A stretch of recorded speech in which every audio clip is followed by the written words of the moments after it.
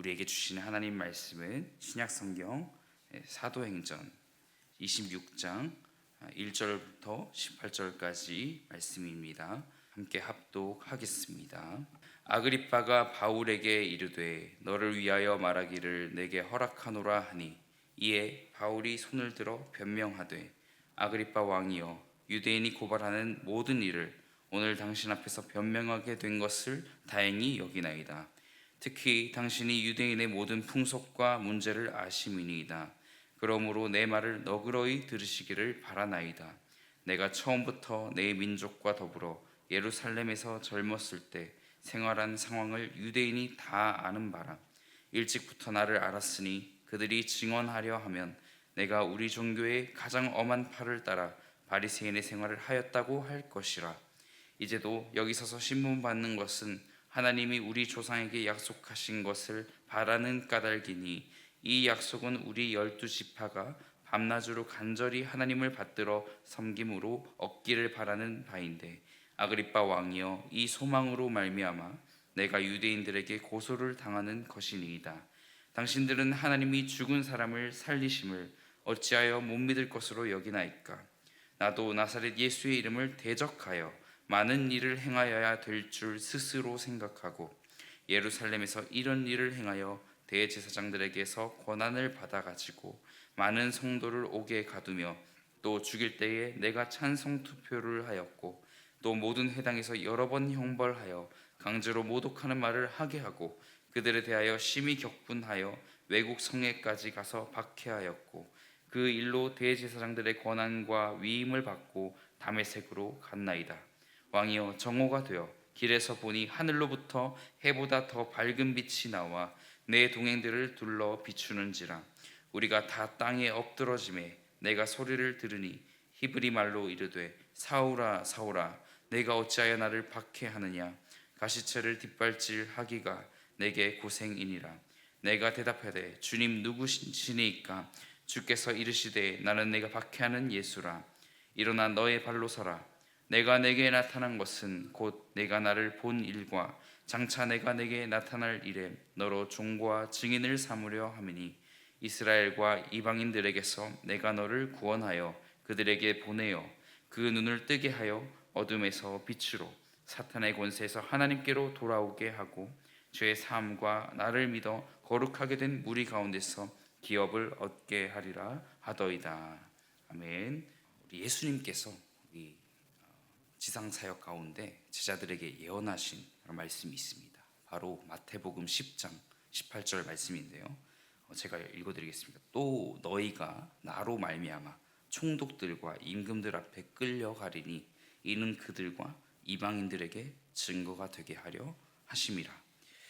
이렇게 예언을 하신 적이 있고, 또한 시간이 흘러서 오늘 본문 가운데 바울이 이 예언의 성취자가 되어서, 또는 지난 본문들에서는 총독 벨릭스, 또한 베스도, 이제 오늘 본문인 아그리빠 왕에게까지 이렇게 복음을 전하고 있는 것이지요.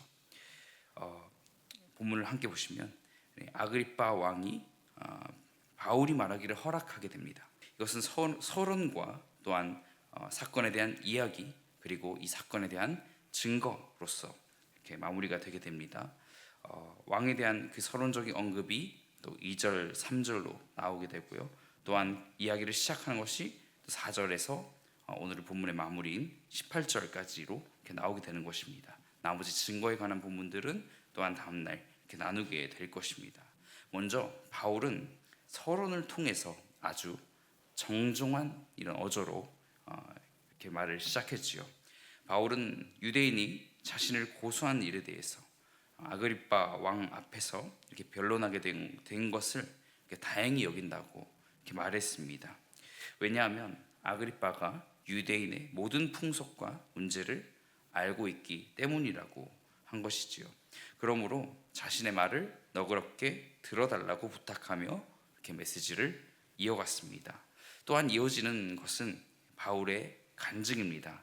그의 간증은 자신의 회심 이전의 그런 활동과, 또한 자신이 복음을 믿고 전도자의 삶을 살게 된, 복음을 전파하는 그런 소명에 대해서 이렇게 논하고 있는 것이지요. 바울은 먼저 유대인들이 자신의 성장과 생활을 모두 잘 알고 있다고 말한 후에 또 자신이 가장 이렇게 엄한 팔을 따라 바리새인이 되었다고 말했습니다. 자신의 엄격한 배경을 확증한 것이었죠. 그리고 그는 자신이 재판을 받고 있는 것은 유대 백성들의 이 소망에 관한 것 때문이라고 말하며 청중들 역시 하나님이 죽은 자를 살리시는 것이 불가능하다고 생각해서는 안 된다고 말했습니다. 또한 자신이 유대 백성들의 소망, 즉 그리스도의 부활 때문에 신문을 받는 것이라면 이것은 로마에 대한 반항이나 적대적인 행위가 아니며 정치적인 문제일 수도 없음을 이렇게 변론하고 있는 것이지요. 바울은 지금 자기를 반대하고 있는 사람들이 자기에게 하는 것처럼 예전에 자신도 예수 그리스도에 대한 그런 동일한 태도를 갖고 있었다고 주장했습니다.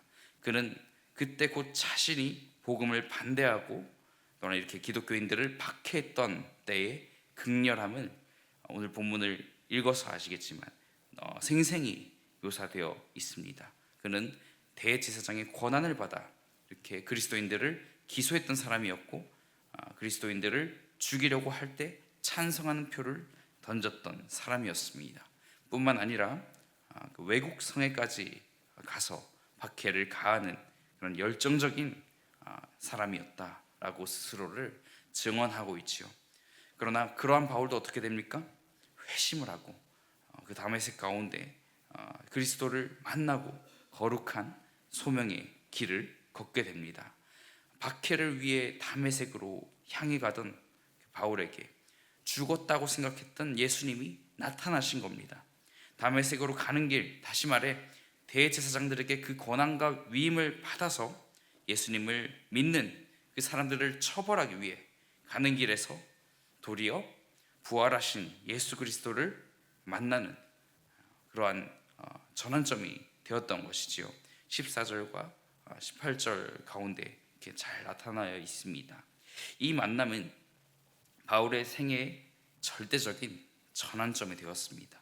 살아계신 예수님이 자신을 찾아와 주셨고 또 자신의 삶이 완전히 바뀌었다는 그런 변론을 통해서 이는 빌라도에 의해 죽은 예수님이 부활하신 확실한 증거이고 또 자신이 그 일의 증인임을 말하는 것이었습니다. 이는 또한 예수님의 부활을 믿지 못하는 사람들에게도 이런 결정적인 증거가 된다고 말하는 것입니다. 마지막으로 논증을 통해서 자신의 경험이 완전한 증거임을 재차 확인하고 또 지우려 해도 지워지지 않은 그런 확실한 경험으로 인해서 자신은 결코 그리스도의 고난과 그가 죽은 자 가운데서 살아나심을 증거하지 않을 수 없다. 또한 이스라엘과 이방인들에게까지 빛을 전하는 것을 이렇게 거스를 수가 없다고 말합니다. 그리고 심지어 그는 자신을 신문하는 아그리빠와 또한 베스도 앞에 서 있는 지금도 복음을 증거하는 시간으로 사용하고 있는 것이지요. 원래 바울은 기독교인들을 박해하는 이러한 어그러진 신앙을 가지고 다메섹으로 걸어가던 사람이었습니다. 그러나 그 길에서 사울아 사울아 라고 이름을 불러주시고 또한 마지막 구절 가운데 그 기업을 얻게 하리라고 말씀하시는 주님을 이렇게 만나게 됩니다. 이러한 주님과의 이 만남을 통해서 주님께서 세상 끝날까지 함께 하시겠다 이렇게 약속을 해주신 것이죠. 그 약속을 받은 것과 다름이 없습니다. 그래서 바울은 변화의 인생을 살게 됩니다. 그리고 자신만의 변화와 만족을 넘어서 또 자신의 삶을 또한 반추함으로써 또 복음의 증거로 사용함을 볼 수가 있는 것입니다. 바울이 이렇게 이방인의 사도로서 할 이 사명을 보면 우리 마지막 구절을 한번 같이 읽겠습니다. 시작. 그 눈을 뜨게 하여 어둠에서 빛으로 사탄의 권세에서 하나님께로 돌아오게 하고 죄의 사함과 나를 믿어 거룩하게 된 무리 가운데서 기업을 얻게 하리라 하더이다. 아멘.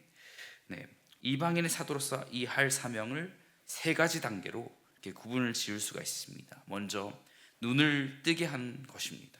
눈을 뜨게 한다는 것은 어두움에서 빛으로 옮긴다는 것이죠. 두 번째 단계로 사단의 권세에서 하나님께로 돌아가게 하는 것입니다.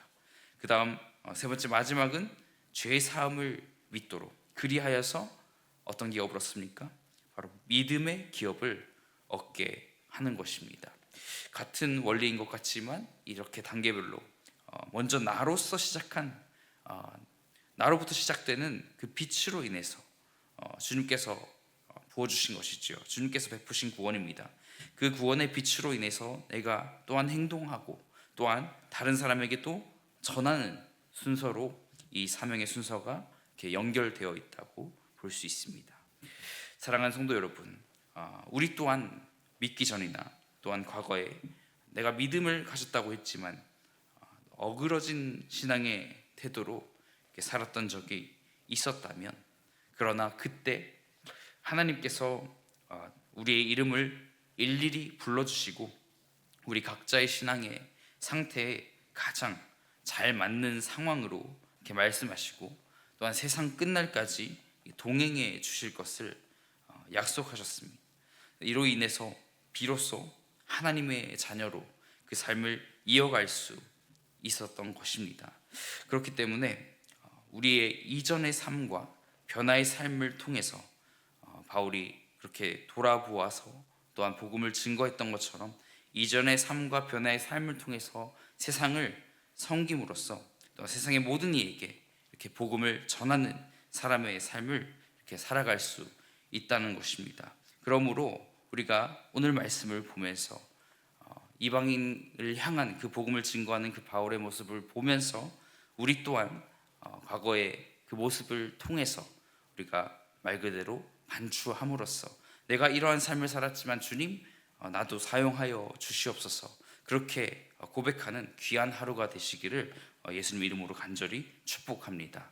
우리 시간 말씀을 돌아보면서 또한 기도할 때에 그리스도의 그 고난 또한 죽으심과 그 부활이 나로 인해 우리의 죄 때문에, 나의 죄 때문에 그렇게 주님께서 행해 주셨다는 것을 우리가 다시 돌아보고 또한 내가 복음을 증거하는 삶을 살 수 있게 해달라고 이 시간 함께 기도하며 나아가겠습니다.